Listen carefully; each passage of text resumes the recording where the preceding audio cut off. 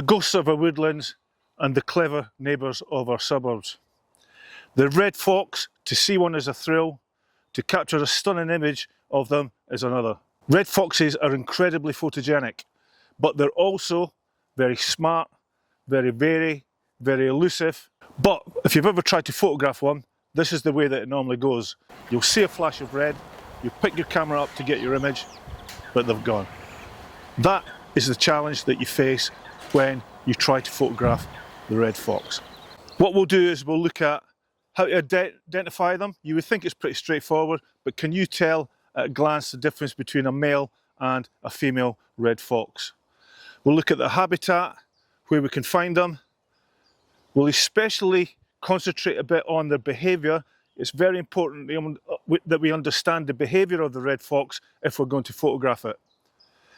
Then what I'll do is I'll share with you my approach to photographing the red fox, and I'll give you some top tips along the way. So let's go and find a red fox and photograph them. It's not difficult to identify a red fox, but can you tell the difference between a male red fox and a female red fox at a glance? What we'll do is we'll start off with the male red fox, which is known as a dog fox.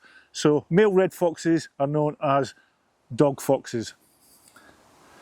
Dog foxes tend to be larger and a bit heavier than the females. And it's really only when you see them together that you're able to tell this. So moving on to the female fox is known as a vixen. And they tend to be of a slighter build, but during the breeding season, when the teats are actually swollen, that is a real indicator that you've got a vixen in front of you. Another differences between the dog fox and the vixen are that dog foxes tend to have broader faces and shorter, wider muzzles, whereas the vixens usually have a narrower, more pointed face. Another way to tell the difference between a dog fox and a vixen is when it comes to them marking their territory. Dog foxes tend to raise their leg, cock their leg, just like a normal dog does, and likewise the vixen, she will squat to pee. So if you see a fox with its leg cocked, it's a dog fox. If you see a fox that's squatting to pee, then it's a vixen. One other identifying feature between the dog fox and the vixen is the fox's call. Now, there is in the region of 20 different variations of fox's calling. So what I want to do is just briefly explain to you two of the main ones that you're likely to hear. Now, during the winter breeding season, vixens are famous for making a loud, eerie, high-pitched scream to attract males. And here it is.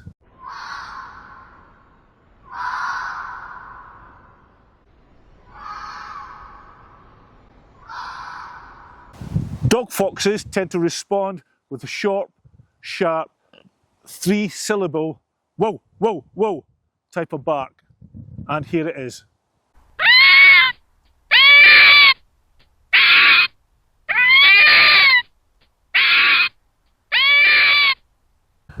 When it comes to the fox's diet, there are few animals better equipped than the red fox to find food.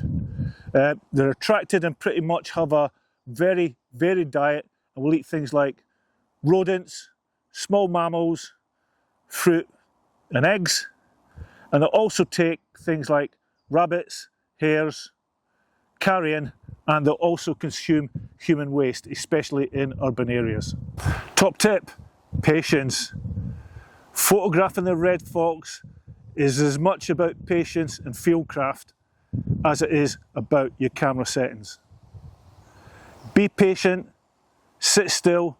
You might have to wait for a bit of time for the right moment for the fox to come along. Foxes are very cautious, but again, at the same time, they're curious. If you're patient, you persevere it, and you sit still, you've got every chance of a fox coming close to you. To lose patience is to lose the war.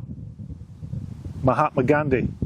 Red foxes, where are we going to find them? So what type of habitat do they look for to survive in? Well, The red fox is adapted to many different environments, including things like woodlands. This wood here that I'm filming in today, I've photographed foxes in here. You'll find them on farmland. Again, this wood sits adjacent to farmland, and you'll also find them up in moorland areas. You won't really find them up high in mountainous areas in the UK, but you will find them up in the upland moorlands. And you'll also find them in urban areas. And here's a short clip which absolutely amazed me when I checked my my doorbell CCTV camera one morning, only to find that a fox had walked straight past the front door on top of my adjoining fence. One of the biggest mistakes that photographers can make is to constantly move around looking for foxes. What you need to do instead is to try and find any tracks and signs of recent activity and let the fox come to you. Now, I did a previous video on tracks and signs, and in that I talk in detail about the tracks and signs of the red fox and what to look for and where you're likely to find them and what they mean. And I'll leave a link for that in the description below. Top tip, trail cameras. Talked about tracks and signs. I carry this bag with me quite a lot. It's got all my trail camera equipment in it. If I come across any signs of wildlife that are fresh and look quite promising, what I'll do is I'll put a trail camera out. They're absolutely fantastic tools for finding out if wildlife are actually active in the area. And what it'll tell you is what it is, where it is, and more importantly, if you get enough footage, when they're likely to turn up. And that can give you a great advantage in setting yourself up to get images of the red fox. I did a complete series on trail cameras in 3 parts. If you're new to trail cameras, if you want to know how to set the settings up and how to place them out in the field, then I'll leave a link to that playlist in the description below. So trail cameras, top tip, fantastic aid to finding wildlife out in the country. The best fox photographs often capture behaviour and interaction between foxes themselves.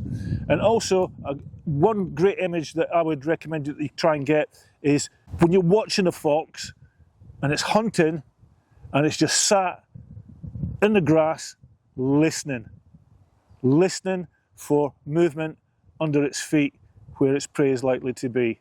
That leads me on to the secret to understanding fox behaviour is to have a good understanding of the red fox's senses, and that's what we're going to look at now. When it comes to the red fox's senses, if you watch a red fox foraging for food, it'll have its nose to the ground, its radar ears will be rotating, they can rotate them through something like 150 degrees, a swift glance up at the slightest noise, and you won't be surprised to learn that the red fox is equipped with a powerful battery of senses.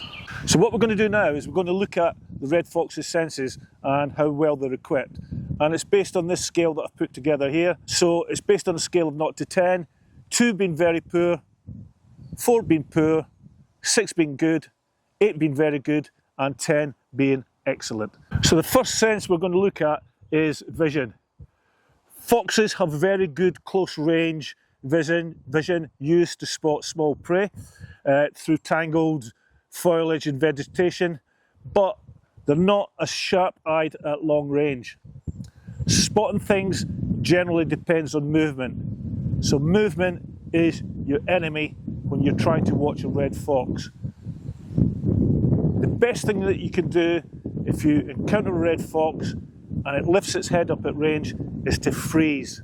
Freeze. Just stand still, wait, don't move, don't pick your camera up, keep your eyes on the fox and wait for it to make the next move. And hopefully that move's going to be, it's just going to carry on what it's doing. That will then give you an opportunity to get prepared to photograph it. So, if you come across a red fox and it lifts its head up, freeze. Next one we're going to look at is the sense of smell. Smell plays a vital role in the fox's daily life, from sniffing out other foxes and identifying territorial boundaries. Foxes have been known to dig up carcasses that are buried under the ground and under the snow. That's how strong their sense of smell is. And always try and remember to keep downwind from your subject if you can, and don't wear any deodorants or scents. Foxes can still smell you even if they can't see you. So remember what I said about vision. The long range vision isn't that great, but they're likely to smell you before they see you. Hearing. Given the limitations to the red fox's vision, a fox has to back that up with its other senses. Foxes have excellent hearing. They're especially sensitive to low frequency sounds, such as rustling of their prey in the grass. As I said earlier, each ear can rotate at about an angle of 150 degrees in a single direction, and that helps them to pinpoint the source of the sound. I keep emphasising it, a fox will hear you very often before they will see you. Top tip, learn the red fox's behaviour. If you want to know everything about the red fox, I would recommend this book, which is available from the RSPB. It's called Spotlight Foxes, and it's by Mike Unwin. It's a fantastic book about the red fox. What I want to do now is just give you a look forward to a project that I'm working on at the moment, and that is how to photograph the tawny owl, the largest owl that we have here in the UK. So, coming soon from Kevin Hatley Photography, how to photograph the tawny owl. And now, back to the video. Moving on to photography and my approach to photographing the red fox. If you want to photograph a red fox successfully, it's all about understanding, as I've said, behaviour, understanding light. Wind direction plays a very important part in it. Top tip, Fieldcraft. Chasing a fox never works. And I'm going to suggest to you that 9 times out of 10, you're going to have to use some sort of hide to photograph a red fox. Whether that be a public hide, a commercial hide that's set up for photography, whether you've got your own pop-up hide, or you use natural cover. Look to get into a position that blends in with your environment. And try to blend into the environment and wear neutral colours or camouflaged clothing. Now, big debate about whether you need camo.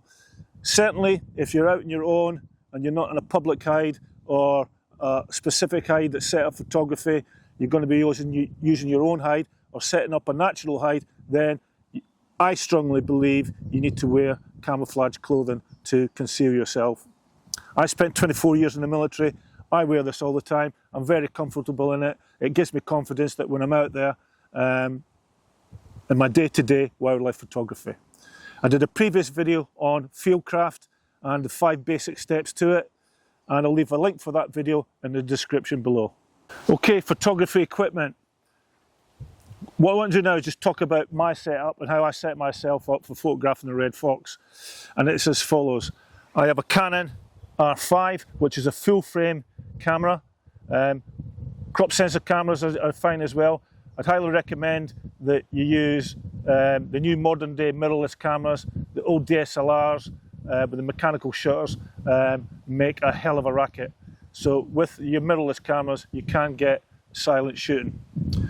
When it comes to lenses, this lens here is a Canon RF 200 to 800, and I also have the RF 100 to 500.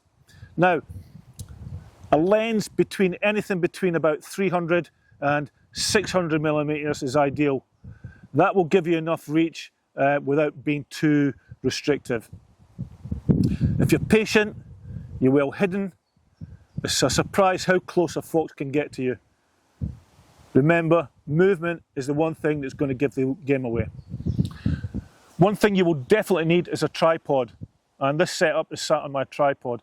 You're going to spend a lot of time sitting around waiting on the fox to turn up, so you're going to need a tripod for your camera to sit on. Also, going back to the fact that the red fox is crepuscular, you're going to see them first thing in the morning and last thing at night, so light can be a problem. Low light first thing in the morning and low light towards the end of the evening.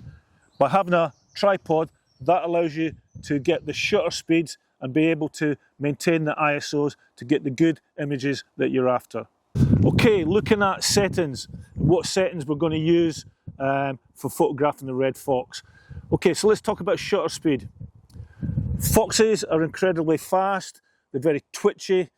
Even when they seem to be relaxed, all of a sudden you'll get a flicker of the ear, a twitch of the nose, a turning of the head. So you need to be careful with your shutter speed. So I'm going to recommend that the minimum shutter speed that you want for photographing a red fox when you're taking a portrait shot is about 1/500th of a second. Once you get those portrait shots, the next thing you need to be thinking about is getting images of red foxes in action. And the shutter speed I'm going to recommend for that, minimum shutter speed, is 1/1000th of a second. Now, the more light you've got, the higher your shutter speed can be. Moving on to aperture, I set my aperture from between 5.6 to f9, depending on the lens that I'm using. On this RF 200 to 800, it's a fixed aperture of f9 to start with. The wider open you have your aperture will allow you to blur out the foreground and the background and create that bokeh that we're looking for and allow that picture of the red fox to pop out. When it comes to ISO, I always use ISO due to the nature of the habitat that they're in and changing light. I'm sat here in this wood today filming this. It's been very hot and bright over the past 2 or 3 days. We've had a bit of a heat wave here in the UK, and in fact we've just had record temperatures the previous 2 days today, and I've been waiting to get out to make this video, but the temperatures are down today, so the light is constantly changing with the shadows, so I always go to auto ISO. But what you need to do is keep an eye on the ISO settings. Now, don't be afraid of high ISOs. Modern day software can deal with it. I use Lightroom Classic and I also use DxO Pure, and I'm not afraid to see my ISO go up to something like 12,800, as in this picture here. Top tip, focus on the eyes. Try to get down low to eye level with the fox and focus on its eyes.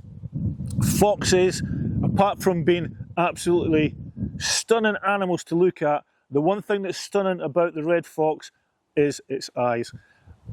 And I think you'll agree with me, every time you see a photograph of a red fox, the first thing that you're going to see are their stunning eyes. So it's all about the eyes. Focus on the eyes. Sharp eyes make the image come alive.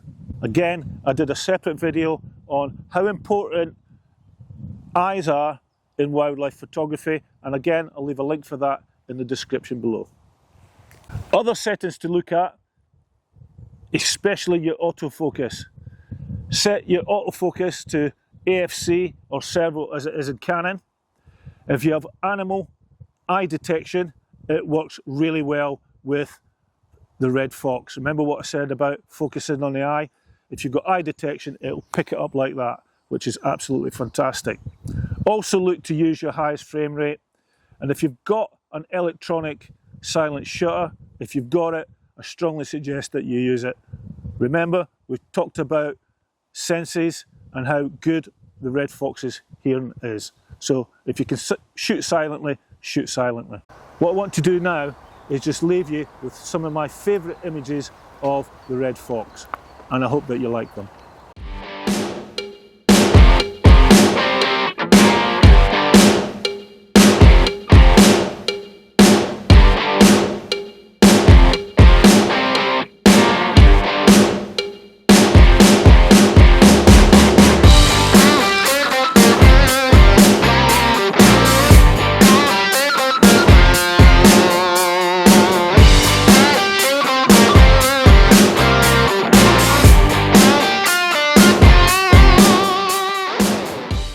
Okay, thanks for watching this edition of Kevin Hatley Photography and how to photograph the red fox. I hope you've enjoyed it as much as I have. I keep saying it, I don't think there's a more iconic, beautiful mammal that we have here in the UK to photograph than the red fox. All I would ask is that if you've liked it, could you hit the like button? Could I also ask you to subscribe to my channel, Kevin Hatley Photography. It's completely free. And what that does is it allows me to grow the channel.